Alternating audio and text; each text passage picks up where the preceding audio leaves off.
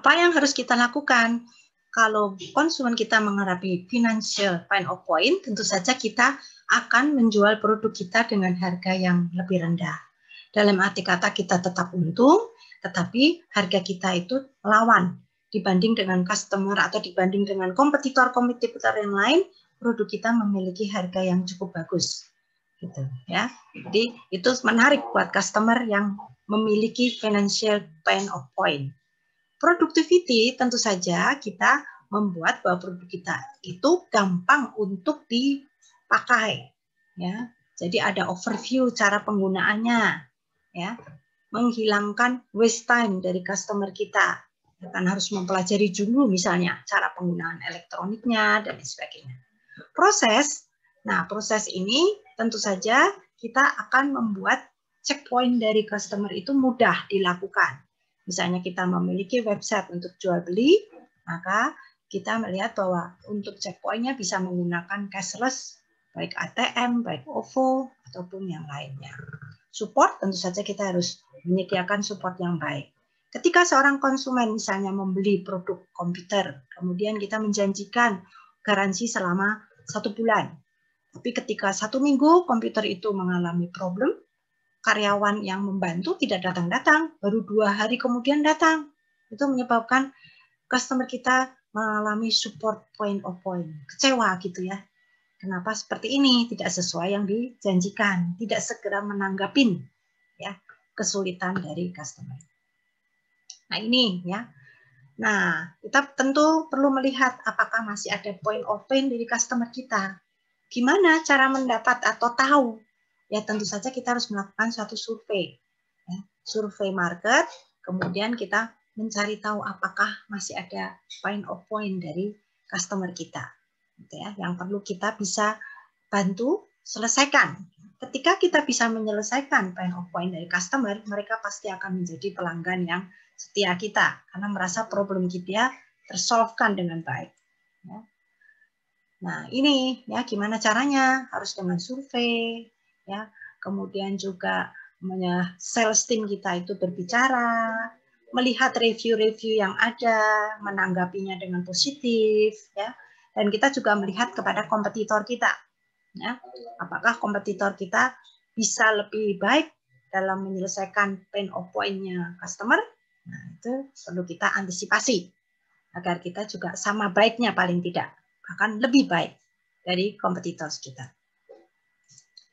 Berikutnya adalah menginovasi produk atau service. Teknik untuk melakukan inovasi itu adalah suatu keharusan, karena produk itu memiliki daur hidup. Ya, ketika dia melewati daur hidup itu, dia akan menurun secara otomatis penjualannya. Ya. Nah, cara melakukan inovasi produk tentu saja kita bisa menggunakan juga semacam logo gitu ya untuk produk kita. Misalnya think big, ya, attack practical problems. Jadi kita mau menfokuskan produk kita itu sebagai apa, gitu ya. Misalnya produk kita itu adalah sebagai produk yang solve the problem mereka, gitu kan. Nah, jadi butuh suatu seni ya atau suatu diskusi ya di antara kalian kira-kira nama produk kita atau logo produk kita itu seperti apa ya, yang kira-kira menarik, yang kira-kira bisa menjadi solve the problem bagi customer kita gitu ya.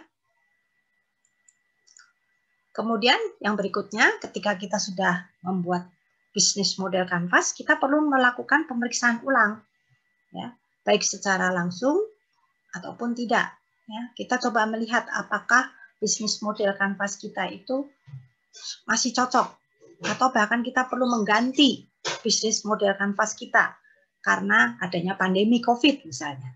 Ya. Jadi membuat produk kita itu harus berubah, ya. Bukan lagi toko secara fisik tapi toko secara online misalnya. Itu perlu kita lakukan secara kontinu dan secara rutin juga ya, untuk tes bisnis model kita. Nah, kemudian jangan lupa bahwa kita perlu meminta pendapat dari customer. Ya, bagaimana pendapat customer tentang produk kita?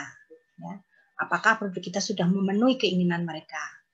Ya, jangan sampai juga kita memiliki penyelesaian ya yang tidak sesuai. Ya, kita perlu juga memperhatikan keseimbangan antara permintaan dan suplai barang. Ya, itu perlu hal-hal yang kita pertimbangkan dengan baik supaya customer kita merasa puas dengan produk kita.